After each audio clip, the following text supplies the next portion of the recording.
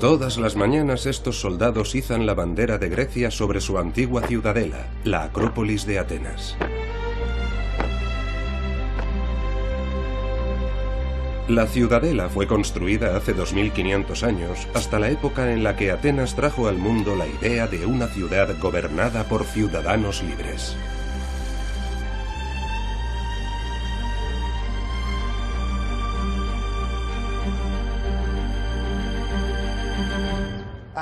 Atenas es una de las ciudades más bonitas del mundo. Y en muchos sentidos fue Atenas quien nos dio nuestro ideal de ciudad, nuestro ideal de ciudadanía. Nosotros vivimos en un mundo moderno, lleno de grandes ciudades. La Atenas moderna es mucho más grande de lo que fue la Atenas de la antigüedad. Aún así, la Atenas de la antigüedad fue un logro extraordinario. No era un lugar en el que sus habitantes vivieran en torno al palacio de un rey, sino la sede de un gobierno abierto. Todos los aspectos de la vida diaria, desde la defensa hasta la recogida de basura, estaban gobernados por sus ciudadanos. Básicamente, ese sistema definía una forma de vida.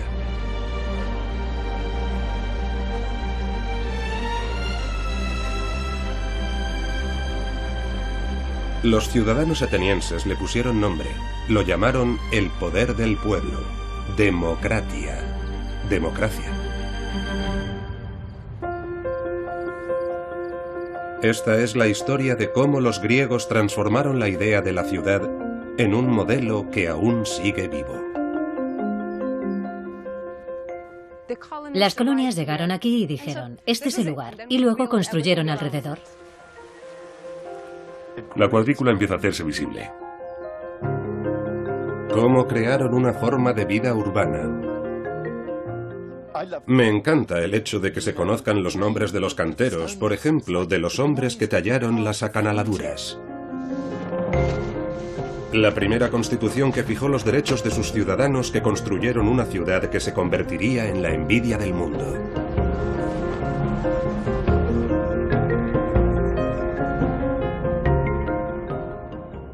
Los atenienses lucharon por un ideal, y es ese ideal que nosotros defendemos hoy. Luego viajaré a Roma, donde 500 años después crearon la que podríamos llamar la primera megaciudad de la antigüedad, con edificios de muchas alturas incluidos. Lo que más me gusta es que esto no es solo un trozo de arqueología, es un trozo de historia viva. Complejos subterráneos. Estamos justo debajo del foro. E infraestructuras increíbles.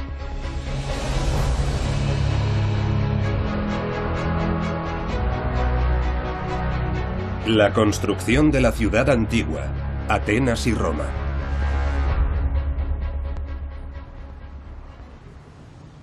Hay un pasaje famoso de una guía de viajes escrita en el siglo II después de Cristo por un griego llamado Pausanias, y es una guía de toda Grecia.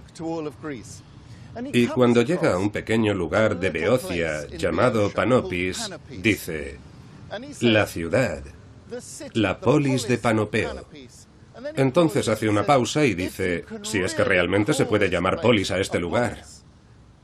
Y lo que le molesta de Panopis es, y cito literalmente, no tiene edificios públicos ni gimnasio, ni teatro, ni ágora, ni agua que baje a una fuente.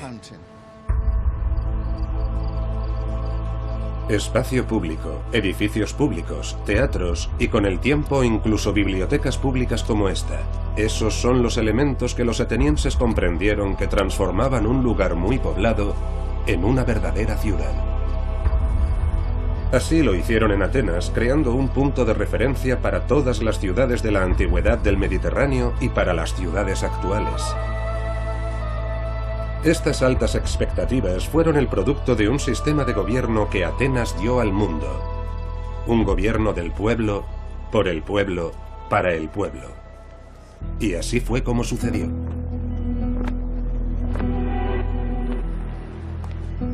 Mucha gente piensa que la Carta Magna de Inglaterra de 1215 es la primera constitución. Pero el documento que voy a mostrarles data del siglo VI a.C., de casi 2000 años antes.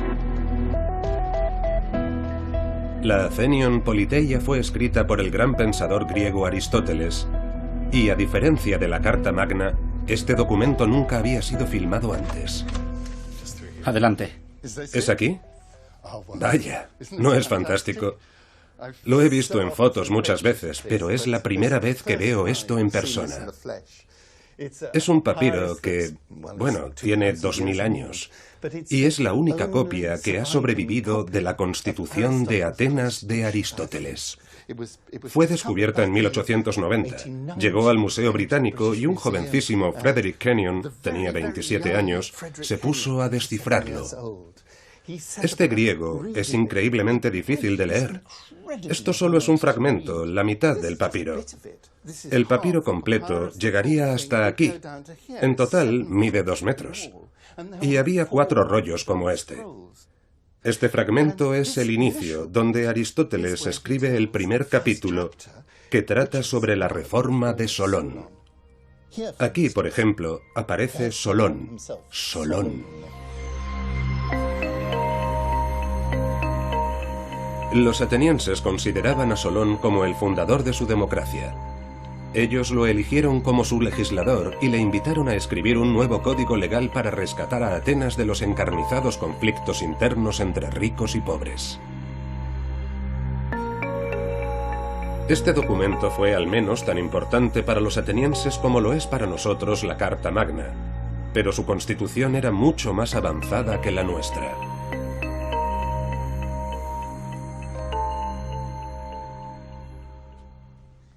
Solón no fue solo un legislador, también fue un poeta defendiendo sus reformas. Y aquí él dice: yo liberé la tierra negra, la gran madre de los dioses, así la llama, es una expresión extraordinaria. Los dioses más importantes solían esclavizar. Él dio la libertad a la gente que trabajaba la tierra.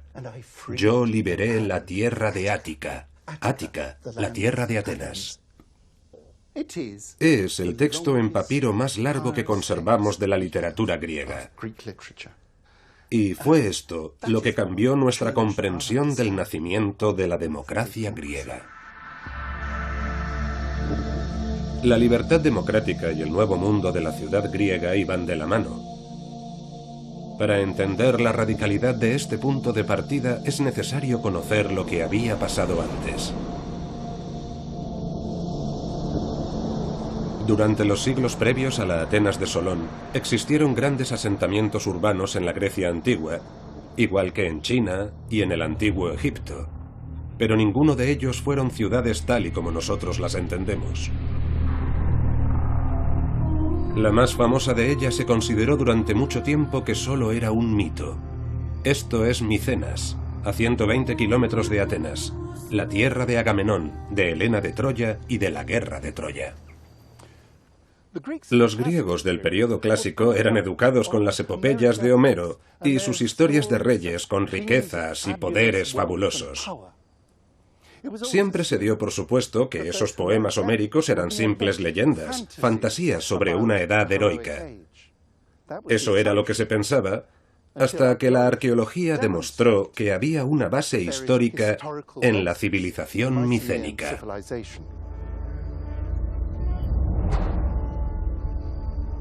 Esto para el mundo de hace 3500 años era un gran centro urbano. Aquí había casas suficientes para alojar a un número relevante de personas.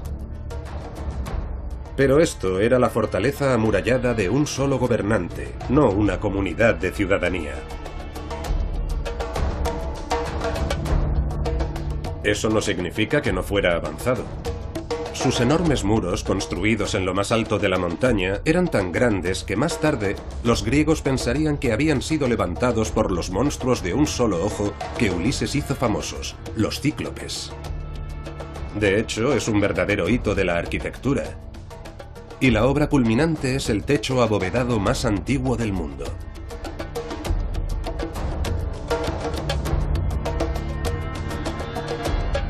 Sin embargo, le faltaban algunos de los ingredientes clave que más tarde se asociaron con ciudades como Atenas. No existían las instalaciones públicas, ni un espacio público ni edificios públicos. Fundamentalmente este era un gran asentamiento con calles y casas apiñadas en torno al gran salón o megaron del rey.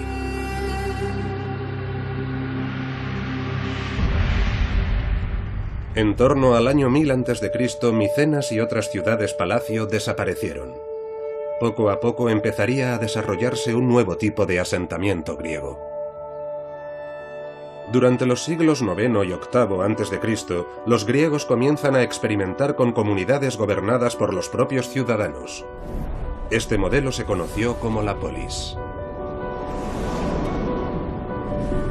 Los colonos griegos llevaron la polis muy lejos de las fronteras de su tierra natal. Como empezaban desde cero cuando construían sus colonias, podían permitirse ser aún más audaces incluso en su forma de pensar. Se convirtió en un experimento espectacular en la construcción de ciudades.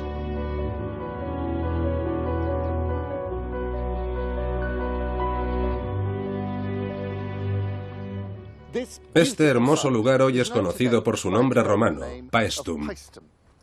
Pero antes de ser una ciudad romana, lo fue griega. Fundada por colonos griegos en torno al año 600 a.C., la llamaron Poseidonia, la ciudad de Poseidón.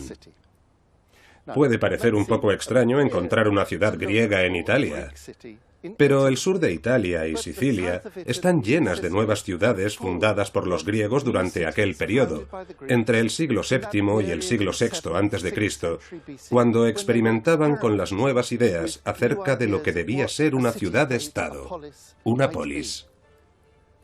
Y puede que sea en este sitio, mejor que en ningún otro, donde se pueden ver los elementos que constituían la polis.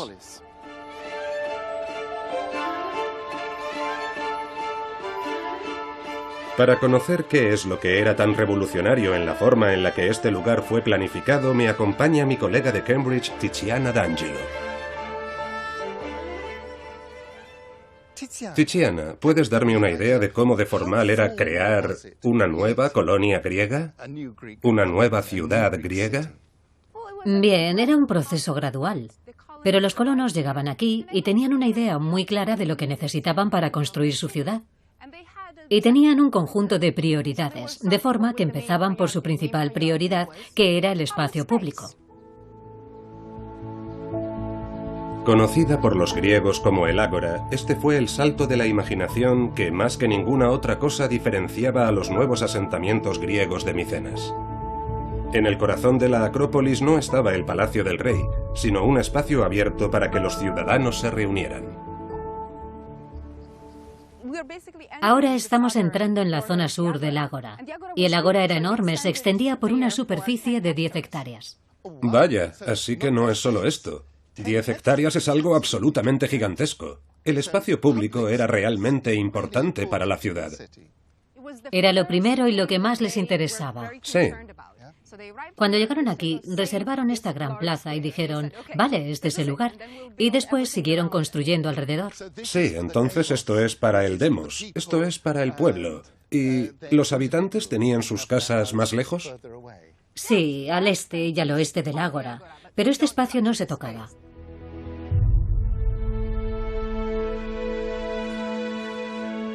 En total, el espacio público aquí, incluidos los santuarios, equivalía a casi 8 campos de fútbol, es decir, un cuarto de la superficie total de la ciudad.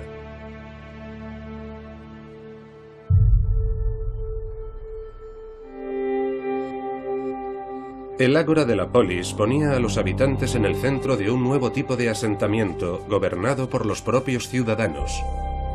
La ciudad, como empezamos a conocerla.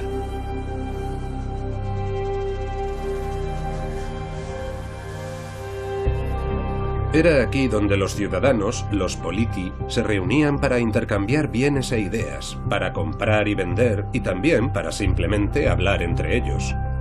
Ágora procede de la palabra griega agoriouo, que significa hablar. La idea de un espacio público como un lugar para conversar puede parecer inofensiva, pero de la conversación surge la discusión política, y de la discusión política nace la política. El ágora y la idea de la política que apareció con ella se hizo tan popular en el continente helénico como lo había sido en colonias como las de Poseidonia o Paestum. En el 900 a.C. no había ni una sola polis en Grecia. En el año 600 a.C. había centenares. En la época en la que se fundó Paestum, Atenas solo era una polis más de Grecia central, pero se desarrollaba muy deprisa. Pero sobre todo su ágora empezó a evolucionar no solo en tamaño, sino también en su papel. Poco después del año 600 a.C., la política en el ágora vivió una revolución. El agente del cambio fue la reforma del gobierno de Solón, descrita por Aristóteles. Su mayor revolución, su seisacteia, lo cambiará todo. Aquí Solón habla de cómo liberó al pueblo de Ática. Él los libera de la vergonzosa esclavitud, dulien aeikea, y los convierte en ciudadanos libres. Las leyes dicen que nadie que haya nacido en Ática puede ser convertido en esclavo. Se acabó la esclavitud por deudas. Y la Constitución les otorga derechos políticos. Al pueblo yo otorgo el privilegio. Y sin eso, la democracia no existe. En el año 594 a.C., Solón legisló el instrumento para crear la libertad y la democracia. Solón les dio una eclesia, una asamblea, en la que tenían que votar y donde tenían libertad para hablar. Esa libertad de expresión es fundamental para la democracia. Las reformas de Solón no eran perfectas, excluían a las mujeres y a los esclavos extranjeros de la ciudadanía. Pero los griegos introdujeron la idea del gobierno del pueblo, que llegó a su apogeo en el siglo V en Atenas, cuando los ciudadanos varones votaban prácticamente todas las decisiones. Las decisiones se discutían a la vista de la Acrópolis, en el corazón de la democracia ateniense, en la colina de Pnyx. Uno de los que mejor conocen cómo funcionaba este lugar es mi viejo amigo John Papadopoulos, que lo ha estudiado durante 30 años. Tenemos una vista magnífica de la Acrópolis desde aquí, ¿verdad? Y supongo que ahí abajo estaba el Ágora, el lugar donde la democracia se ejercía, y, aún así, este es un sitio más importante para la democracia, ¿verdad? Este es un lugar icónico. Aquí es donde se reunía la asamblea de ciudadanos varones que constituía la democracia ateniense. Aquí es donde se reunían y donde se tomaban todas las decisiones. Y eso que hay ahí era la plataforma de los oradores. Y es muy importante. Ahí es donde se colocaban los oradores. Y para conseguir que tu voz se oyera, tenías que gritar ante un aforo de un mínimo de 6.000 ciudadanos. 6.000 es un número enorme. Todo este espacio se llenaba, ¿verdad? Y enviaban a gente al ágora con cuerdas para, literalmente, arrastrarlos con ellas. Las cuerdas estaban teñidas de rojo para multar a aquellos a los que habían tenido que obligar a acudir a la reunión. Así que este lugar estaba completamente lleno. Por definición tenía que haber un montón de gente pobre. No podías ignorar la voluntad de la gente más pobre de la sociedad. Y esa fue, por supuesto, una razón de peso por la que la democracia se expandió. Con el tiempo no se expandiría solo en Atenas, sino por todo el mundo. ¿Cree que los números de Barnett y Camden son los adecuados? Usted tiene más policías en las calles. Es una pregunta muy clara. La respuesta es sí, sí. Responda a la pregunta. Es una pregunta inteligente, bobo. Sí. ¡Orden! Ya empezamos otra vez. La respuesta. Hoy la democracia sigue muy viva en las ciudades modernas y uno de los lugares que está orgulloso de haber heredado esa toga es Londres. Los costes. ¿Sí o no? ¿Dijo que sería gratis? Le ruego que suba al teleférico y que se quede allí. Ya he subido al teleférico, señor alcalde. Es un sistema en el que los políticos tienen que estar a las duras y a las maduras. El gran campeón de la antigua Atenas en esta capital, Boris Johnson, no es una excepción. Pero los atenienses, en comparación, habrían considerado aburrida esta versión de la democracia. Los ciudadanos delegaban poco en sus políticos y tenían derecho a hacer algo más que simplemente votarlos para el cargo.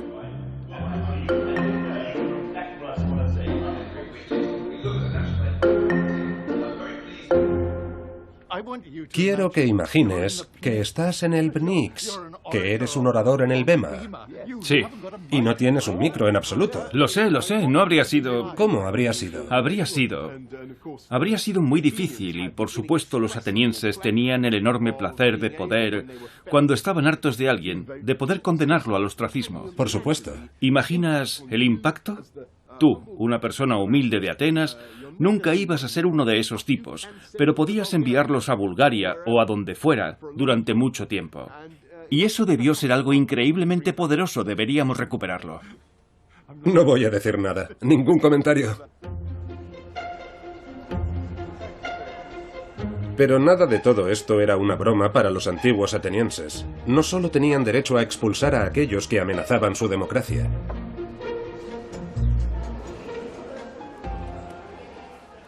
Veamos, ¿qué tenemos aquí? Es una estela, una pieza grande de mármol con una larga inscripción en la base. Y encima, una mujer coronando a un hombre sentado. Bien, es una celebración de la democracia. Lo que vemos aquí es una mujer que es la personificación de la democracia, coronando a un hombre sentado, que es la representación del demos, del pueblo. Así que tenemos la historia, tanto en una imagen como escrita. Esta larga inscripción dice que si alguien intentara derribar la democracia, cualquiera podría asesinarlo, que podría asesinarlo impunemente y que no sería perseguido por ello. Atenas protegía su condición democrática con orgullo. Incluso en la Atenas actual aún puedes encontrar pistas de cómo un gobierno visionario, creado por los antiguos atenienses, tomó la iniciativa frente a sus rivales. Calimera. ¿Cómo está? Buenos días, ¿qué tal? Buenos días, buenos días. Buenos días. ¿Tiene monedas antiguas? ¿Arcaica nomis? Sí tenemos, sí. Oh, fantástico. Genial. ¿Cuánto cuesta? 2 euros. ¿2 euros? Sí. Me ha hecho un hombre feliz. Tengo que decir que estoy muy satisfecho por tener mi propio mochuelo ateniense. 2 euros es un precio pequeño por esta belleza. Por supuesto no es un original del mochuelo ateniense, solo es una copia moderna, pero simbólicamente en esto residía toda la riqueza de Atenas. Los atenienses hicieron estas monedas, que siempre acuñaban con el mochuelo de Atenea, la diosa de la sabiduría, con la plata de las minas de Laurion. Y el golpe de suerte tuvo lugar un año en particular, el 493 a.C., cuando el Estado obtuvo un beneficio de 100 talentos. ¿Qué hacemos con esto? Su primera idea fue repartirlo entre los ciudadanos de Atenas. Habrían tocado a 10 dracmas por cabeza. Pero el gran político Temístocles dijo, no, invertir, invertir, invertir. Con esos 100 talentos podemos construir 100 barcos. Temístocles fue un estadista de trascendencia churchilliana para la democracia ateniense. Él comprendió que tenía que convencer a sus ciudadanos de la necesidad de construir una flota para defender tanto la democracia ateniense como sus intereses estratégicos. Igual que Churchill, Temístocles fue un gran orador. Conseguir que los votantes atenienses renunciaran a esa propina y que en vez de eso invirtieran en su poderío naval no fue una hazaña menor. El control del mar y del comercio estimuló el crecimiento de la ciudad más poblada del Mediterráneo. Esta es una réplica de un trireme o nave de guerra ateniense. Su diseño está basado en las estelas de la época. Tenía 35 metros de eslora y 3 bancos de remos. En su época era el pináculo de la tecnología naval. Con 170 remeros, un barco como este podía superar tácticamente al enemigo. Exigía un alto grado de entrenamiento y habilidad para conseguir la sincronización de todos los remeros. El barco podía virar en redondo en menos de 70 metros, es decir, en solo 2 veces la eslora del barco. Su espolón de proa era un arma letal. Como comandante honorario actual del barco, el capitán Panos, de la moderna armada griega, nos lo explica. Usaban todos los remeros durante las batallas para conseguir potencia, para embestir con el espolón a otros barcos. Entonces el espolón era una parte muy importante del barco. Era la auténtica arma de la nave, ¿no? Correcto. Y lo que buscaban era alcanzar la mayor velocidad, de forma que el espolón de bronce atravesara el otro casco. Correcto. Los remeros eran hombres libres, algo que mucha gente no sabe. Porque claro, históricamente los remeros solían ser esclavos y a menudo estaban encadenados a los remos. Era una práctica horrible y brutal. Y tenía que ser realmente desagradable remar en un barco como este. Era desagradable, pero el hecho es que esos hombres eran ciudadanos libres, no eran esclavos, y por eso daban lo mejor de sí. La flota ateniense, el futuro crecimiento de la ciudad y la libertad de sus ciudadanos quedaron así inseparablemente unidos. La inversión de los beneficios de las minas de plata de Laurion para construir una nueva flota tuvo enormes consecuencias sobre el desarrollo de Atenas. Por un lado, convirtió a Atenas en una gran potencia naval y la condujo a nuevas victorias, pero también tuvo profundas implicaciones políticas. Los hombres que tiraban de los remos eran ciudadanos atenienses, pero por encima de todo eran los ciudadanos pobres de Atenas. Y eso significaba que su voz realmente contaba en política. Ellos mismos votaban por ir a la batalla. En el año 480 a.C., Persia invadió Grecia. La capacidad de la ciudad-estado para resistir a un gran imperio iba a ser puesta a prueba.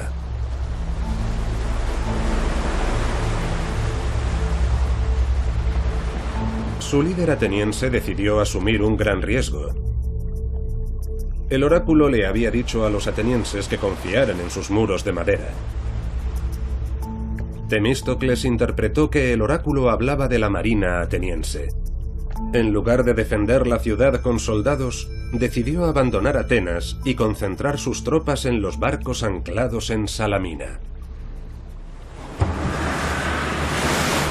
Según el historiador griego Heródoto, las tropas persas cuadriplicaban en número a las griegas. Pero cuando cayó la noche, Temístocles, un maestro de la táctica, envió mensajes a los persas dando a entender que estaba dispuesto a cambiar de bando. Los persas, para defender sus posiciones mientras las negociaciones proseguían, se vieron obligados a remar toda la noche. Al amanecer, cuando los persas estaban agotados, Temístocles atacó, aniquilando al enemigo. Aunque Atenas había sido reducida a escombros y la vieja Acrópolis estaba destruida, el pueblo ateniense y su revolucionario sistema de gobierno había triunfado en la guerra. Ahora se encontraban en situación de ganar la paz y transformar su ciudad para que dejara de ser una poli más de Grecia y se convirtiera en la ciudad más resplandeciente del mundo antiguo. Para comprender la importancia de Salamina como punto de inflexión, es necesario ver el paisaje desde la cima de la colina de las Musas. Bien, estamos viendo el corazón del poderío naval ateniense, ¿no es así? Este es el lugar más mágico de la historia y de la topografía atenienses. Justo delante de nosotros tenemos esa bahía con forma de luna creciente y aquello es Falero. Y era allí donde estaba el puerto durante la batalla de Salamina. Pero como el puerto de Falero estaba demasiado abierto y demasiado expuesto, en el año 480 a.C., o poco después, bajo el inspirado liderazgo de Temístocles, para proteger el puerto, decidieron trasladar el puerto principal, desde Falero a 3 bahías diferentes del Pireo. Y allí, donde está ese moderno rascacielos, un puerto estaba a la izquierda, otro puerto estaba más o menos allí, y el puerto principal, Canceros, estaba a la derecha.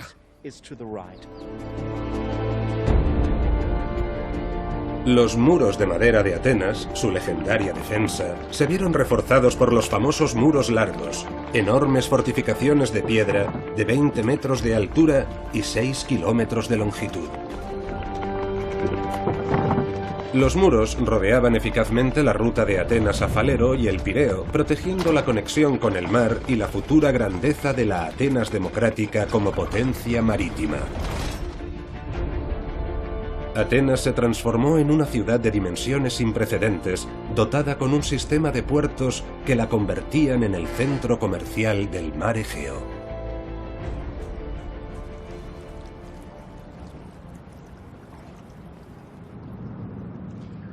El Pireo actual es un enorme puerto para ferries, pero está exactamente en el mismo lugar que el antiguo puerto del Pireo, y este gigantesco puerto fue el secreto del éxito comercial de la antigua Atenas. Con su libertad política conquistada con esfuerzo, llegó la libertad económica. El poderío naval ateniense significaba que sus barcos eran libres para comerciar con quienes quisieran, trayendo vastas riquezas y bienes de todo el Mediterráneo y de más allá.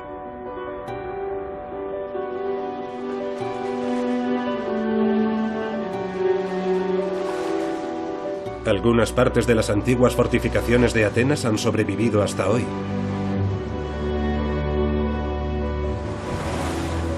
Y lo que es aún más extraordinario, un equipo de arqueólogos de la Agencia Griega para la Arqueología Submarina y del Instituto Danés en Atenas ha descubierto un elemento clave de la supremacía marítima de la ciudad durante el siglo V a.C. Los cimientos del arsenal naval del puerto de Cea. Lo que tenemos aquí es una reconstrucción artística del puerto de Cea, y este es exactamente el punto en el que nos encontramos ahora. Y esta es una de las 2 torres fortificadas que podrían bloquear la entrada a la ensenada. Justo aquí y al otro lado de la ensenada. Exacto. Una de las torres estaba aquí y la otra al otro lado. Y con cadenas podían bloquear la entrada, porque no querían que nadie entrara y tuviera acceso a sus trirremes. El complejo del puerto ocupaba casi 11.000 metros cuadrados. Tenía espacio para 196 naves. Temístocles no solo invirtió en una gran armada, también convenció a los ciudadanos para que empezaran un proyecto de infraestructuras públicas que no tenía parangón en el mundo antiguo. Cuando Temístocles desarrolló esta área y creó su nuevo sistema de puertos, construyó un gran muro a su alrededor conectado con la Acrópolis. Aún se ve cómo las calles modernas siguen el trazado del muro largo. Pero Temístocles también creó un barrio residencial. Para ello, llamó a un famoso arquitecto, un tal Hipodamo de Mileto, para que diseñara ese nuevo barrio residencial para él. Hipodamo era famoso por sus ideas radicales acerca de cómo la gente debía vivir en las nuevas ciudades. En ocasiones se le ha considerado el padre de la moderna planificación urbanística. A Hipodamo le desagradaba la confusión de los viejos asentamientos de la antigüedad y quería imponer un orden nuevo en la planificación de Grecia. La suya era una visión utópica y democrática también. En la Atenas actual resulta difícil imaginar qué aspecto tenía la ciudad de Hipodamo.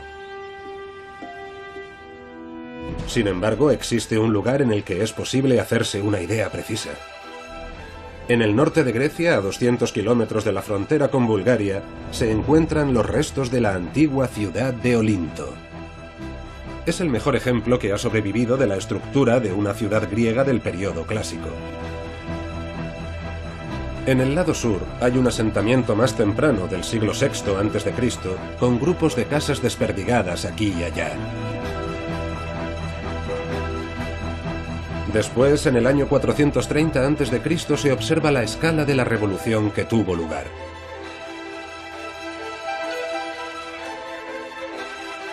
El nuevo asentamiento estaba planificado con la más absoluta precisión matemática.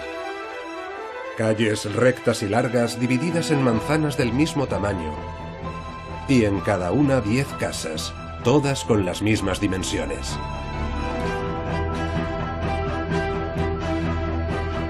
Los claros límites de la cuadrícula ayudaban a evitar las disputas entre los vecinos, porque esta era una sociedad en la que las casas del mismo tamaño simbolizaban la igualdad entre los ciudadanos.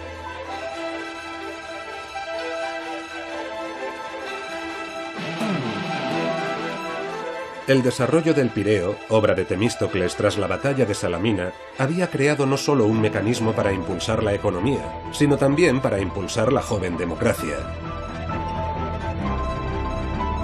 La cuadrícula del Pireo se comunicaba con la vieja ciudad y Atenas entró en una nueva fase, la Edad de Oro de la ciudad.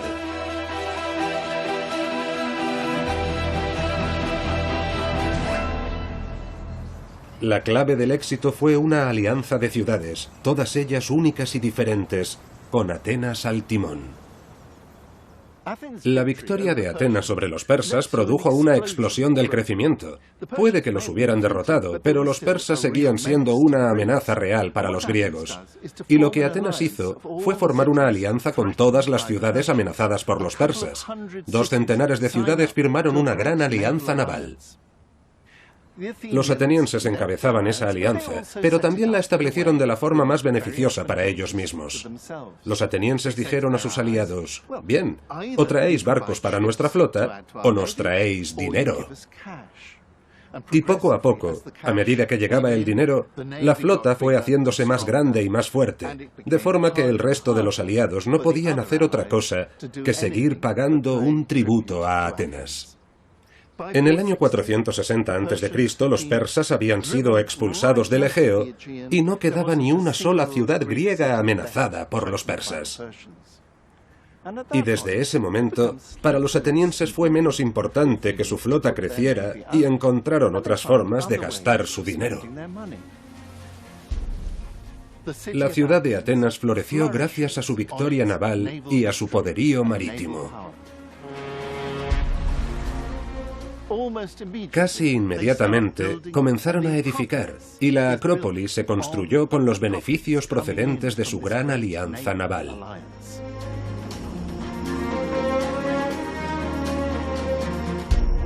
La ciudad era libre para hacer realidad su ideal urbanístico. Y en el año 440 a.C., bajo un nuevo y enérgico líder, Pericles, dio comienzo este espléndido y ambicioso plan constructivo. Aunque había nacido en una familia aristocrática, Pericles fue un populista, y bajo su gobierno conduciría a la democracia ateniense en una dirección aún más radical. Bajo su liderazgo no solo permitió que los pobres formaran parte de los jurados, también se les pagaba generosamente por hacerlo. Incluso creó subsidios para permitirles asistir al teatro.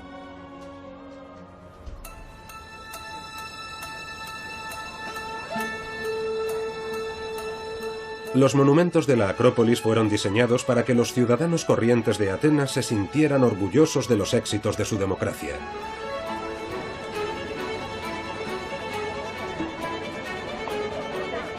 Aunque el Partenón es el más famoso de esos edificios, si miramos con más atención, podemos descubrir una de las pistas que los propios atenienses de la antigüedad nos dejaron sobre lo que pensaban que había hecho grande su ciudad.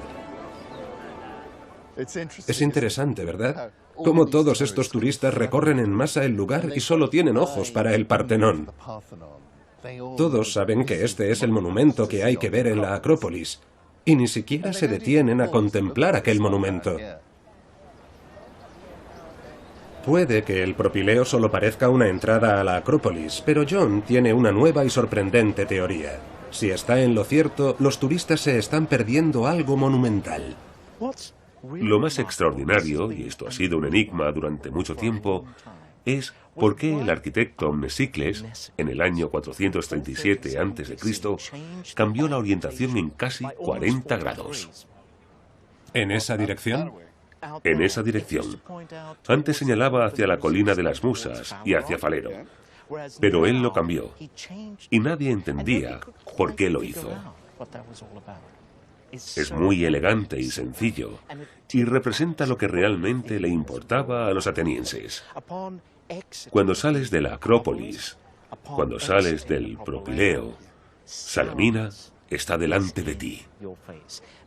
Mesícles capturó para la eternidad el hecho crucial que definió a Atenas.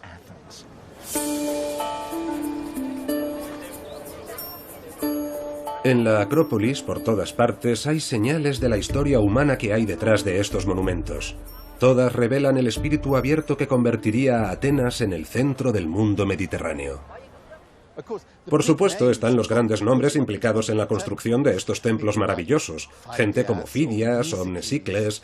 Ellos eran, probablemente, ciudadanos atenienses. Pero, ¿y los trabajadores que hicieron el trabajo más menudo? Bien, de hecho, eso es muy interesante. Porque tenemos inscripciones con una lista de todos los trabajadores que participaron y lo que hicieron exactamente. Este asombroso documento histórico expuesto actualmente en el Museo de la Acrópolis recoge los nombres de todos los trabajadores que construyeron el Erecteón, describiendo su trabajo, su lugar de origen y en muchos casos incluso su estatus social. Me encanta que conozcamos el nombre de los carpinteros que trabajaban aquí, de los canteros. Por ejemplo, los hombres que tallaron las acanaladuras. Es muy concreto, no quién hizo las columnas, sino quién hizo las acanaladuras.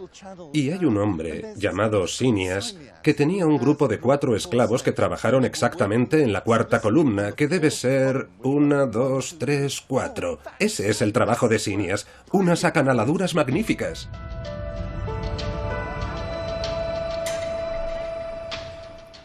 Mira el Erecteón, uno de los grandes edificios de la antigua Atenas. De sus 86 trabajadores y escultores que hemos identificado, 40 eran metecos, extranjeros residentes.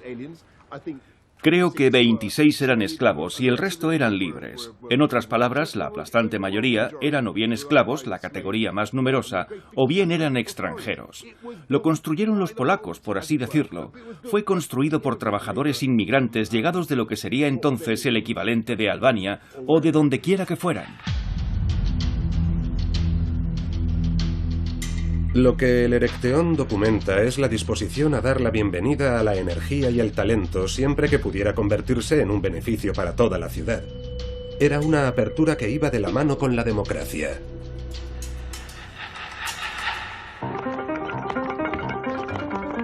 A medida que la prosperidad del Pireo, con sus comerciantes metecos, crecía, también lo hacía el sistema de caminos, que se transformó para adaptarse al número creciente de mercancías necesarias para abastecer a una población creciente. No es una casualidad que el ferrocarril moderno que une la antigua Ágora con el Pireo siga hoy la carretera que unía a Atenas con el puerto en los tiempos antiguos. La tecnología ha cambiado, pero el anteproyecto de la infraestructura diseñado por los atenienses del siglo V a.C. sigue siendo el mismo. La nueva red de transporte significaba que entonces, como hoy, los atenienses podían elegir entre muchos productos internacionales en el Ágora. Una ciudad abierta significa comercio global, algo de lo que el mismo Pericles se vanagloriaba en el siglo V a.C. Y gracias a la importancia de nuestra ciudad, todo tipo de productos de toda la tierra son importados, con lo que el disfrute con que gozamos de nuestros propios productos no nos resulta más familiar que el obtenido con los de otros pueblos. Pero nosotros sabemos, gracias a la descripción de los contemporáneos, lo rica que era el Ágora y el amplio surtido de productos que podías comprar allí. Hay un pasaje formidable de un poeta satírico que voy a leer. Dice así: puedes comprar prácticamente cualquier cosa en Atenas. Llegan de todo el mundo. Siracusa nos da queso y cerdos bien cebados. Las velas llegan de Egipto y también este papel, incienso de Siria. En Paflagonia crecen los almendros. El elefante envía sus colmillos desde las arenas de África. Venecia nos envía sus dátiles sobre las olas. Y Cartago, ricas alfombras y almohadones bien rellenos. Con tanto comercio entrando y saliendo de la ciudad, el gobierno ateniense impuso un estricto sistema de pesos y medidas para asegurar que nadie fuera engañado al comprar productos en la ciudad. En una democracia el imperio de la ley importaba y se nombraban funcionarios para asegurar que todos los aspectos de la vida diaria fueran organizados con libertad, justicia y limpieza. Entonces, ¿este canal, John, es una obra de la época? Desde luego. De hecho, este es uno de los elementos más importantes del ágora. Este es el gran canal. Para que el ágora sea un ágora, tienes que tener un sistema de aprovisionamiento de agua. Las fuentes suministraban agua potable a Atenas. El gran alcantarillado sacaba el exceso de agua, evitando las inundaciones y eliminando los residuos. Para los atenienses era muy importante mantener limpia su ciudad. Y no solo tenían estos canales, también tenían un cuerpo de funcionarios responsable de su mantenimiento. Sí, por supuesto. Los llamados astinomoi. Eran las personas responsables de mantener la ciudad limpia. Asti, la primera parte de la palabra, significa ciudad. Nomoi significa reglas, leyes, etc. Así que esas personas eran quienes mantenían los canales limpios y limpiaban la ciudad. Y también eran responsables de los kopriforoi. Kopriforoi significa literalmente acarreadores de mierda, ¿sí? Exacto. Y existían reglas y regulaciones muy claras acerca de dónde y a qué distancia de las murallas de la ciudad tenías que sacar los residuos humanos. Todo eso formaba parte de la gestión de esta gran ciudad. Es maravilloso. La ciudad de higiene. La ciudad de higiene.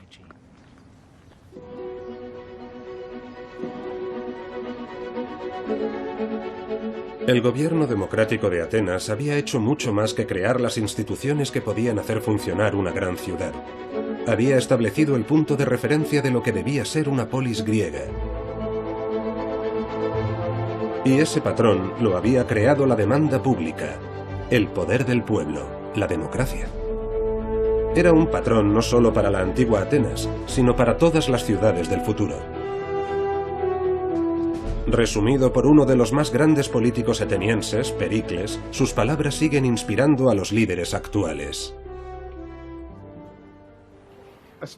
Tenemos por norma respetar la libertad, tanto en los asuntos públicos como en las rivalidades diarias de unos con otros, sin enojarnos con nuestro vecino cuando él actúa espontáneamente, ni exteriorizar nuestra molestia, pues esta, aunque inocua, es ingrata de presenciar. Eso es lo que nosotros queremos. Eso es Londres. Esa es la idea. Deja que la gente viva su vida. No tengas prejuicios de ningún tipo, ni de raza, género u opción sexual, lo que sea, y da la bienvenida y sé tolerante. Y eso es en lo que ellos creían, y ese es el ideal que nosotros defendemos hoy. Y fue esa tolerancia la que llevó al que se puede considerar el mayor legado de Atenas. Para Atenas, la libertad política y la libertad de comerciar iban de la mano. Pero Pericles comprendió que para que la ciudad realmente creciera, necesitaba ideas, libertad de pensamiento. Esta es la moderna Academia de Atenas, pero recuerda a las grandes escuelas de filosofía de la Atenas antigua, como la Academia de Platón. El espíritu de libertad hizo que Atenas se convirtiera en un imán para los grandes pensadores del mundo conocido, siguiendo la estela de Sócrates y Platón. Y de hecho fue Aristóteles, el mejor discípulo de Platón, quien registró la Constitución de Atenas, su Politeia, el documento que nos proporciona una visión única del funcionamiento de la antigua Atenas. Fue el Código Legal de Solón el que estableció el vínculo entre la libertad y la ciudad y estableció por primera vez los derechos de los ciudadanos. Y muy pronto se confirmaría lo especial que era Atenas porque su éxito no tardó en despertar muchas rivalidades. Cuando la amenaza persa disminuyó, tuvo lugar una larga serie de guerras con otro estado griego, Esparta. Estas piezas maravillosas son copias de las esculturas de la Acrópolis de Atenas. Atenas estaba llena de esculturas, de imágenes, de obras de arte, de monumentos. Eso era Atenas. Aquí tenemos a los asesinos del tirano, Aristogitón y Harmonio. Los originales estaban en el Ágora. Eran un símbolo de la democracia. Ellos fueron quienes expulsaron a los tiranos. En cambio, Esparta es casi una zona libre de imágenes. Una de las raras excepciones es este hombre, que supuestamente es el rey espartano Leónidas, el rey que dirigió a los 300 y que encontró la muerte en el paso de las Termópilas. Esparta era en muchos aspectos el polo opuesto de Atenas. Era lo contrario de todos los ideales por los que luchó Solón. La idea de que si nacías en el territorio, debías ser siempre libre. En Esparta, por el contrario, existía una amplia población de siervos a los que llamaban hilotas, quienes generación tras generación tenían que trabajar la tierra para la élite, los homoioi, o iguales como Leónidas. Los espartanos no tenían leyes, no tenían moneda, no les gustaba demasiado el comercio y tampoco los inmigrantes. De hecho, una vez al año expulsaban ritualmente a todos los forasteros. Se llamaba la xenelasia, la expulsión de los extranjeros. Y en consecuencia, Esparta como ciudad no tenía mucho de lo que vanagloriarse. Por lo menos, comparada con Atenas, Esparta parecía ser solo una colección de aldeas. Pero había algo que los espartanos hacían mejor que nadie, y eso era la guerra.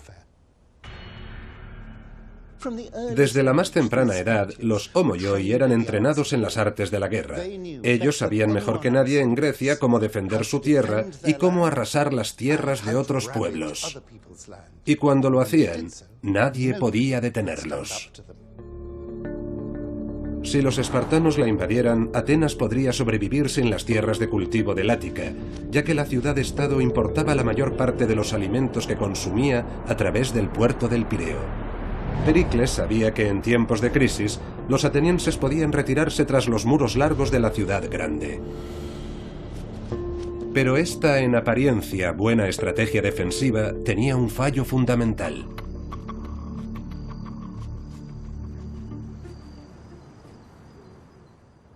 Kerameikos es el cementerio más grande de la vieja Atenas, y fue cerca de aquí cuando excavaban una nueva línea de metro, justo ahí detrás, donde hicieron un descubrimiento extraordinario.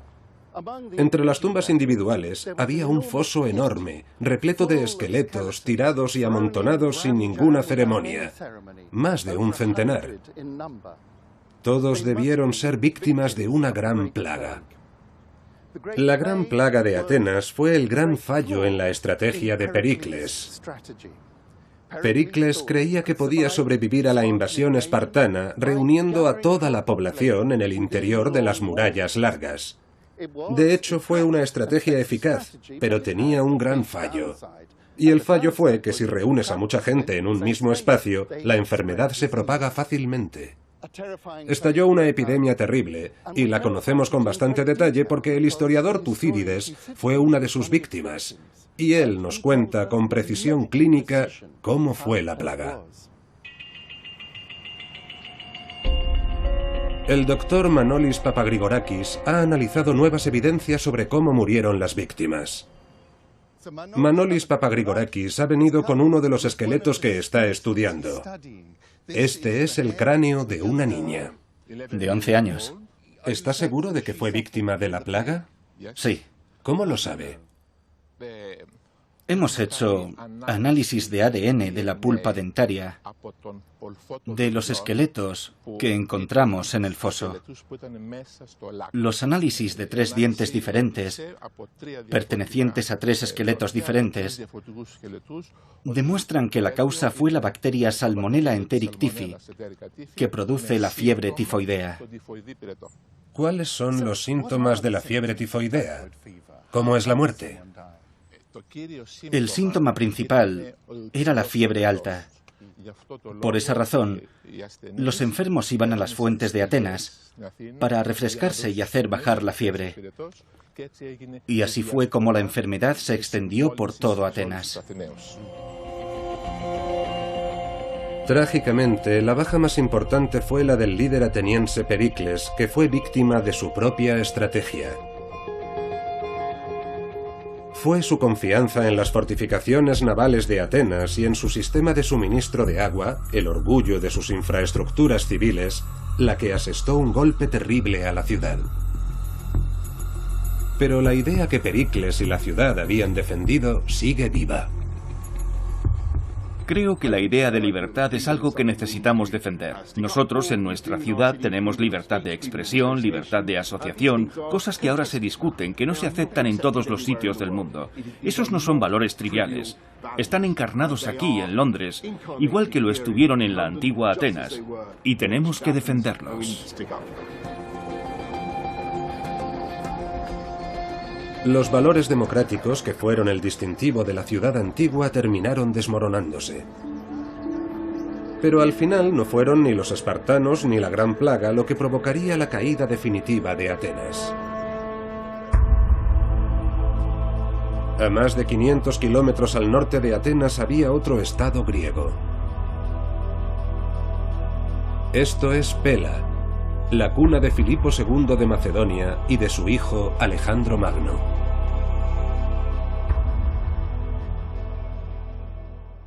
Pela era la nueva capital del reino de Macedonia que derrotó a Atenas. La derrota ante Esparta golpeó a Atenas, pero no la derribó. Su imperio revivió brevemente. Fue la derrota ante Filipo de Macedonia en la batalla de Queronea la que puso fin a las posibilidades de Atenas de alcanzar un poder imperial. El imperio de Macedonia permitiría construir ciudades a una escala que empequeñecieron a Atenas. En lugar de calles pequeñas con casas iguales para todos, los macedonios construyeron grandes avenidas y lujosas mansiones decoradas con mosaicos extravagantes.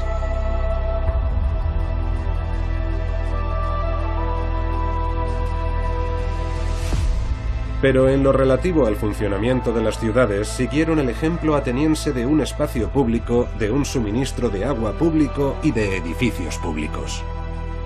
Al otro lado del Mediterráneo, otra ciudad observaba admirada. Aunque los atenienses habían creado un nuevo patrón para la vida urbana, se necesitaría un imperio mucho más grande para crear la primera megaciudad del mundo para los antiguos estándares. Y ese imperio surgiría de una polis que no estaba en Grecia, sino en Italia. Su nombre en griego significa fuerza, Rome, Roma.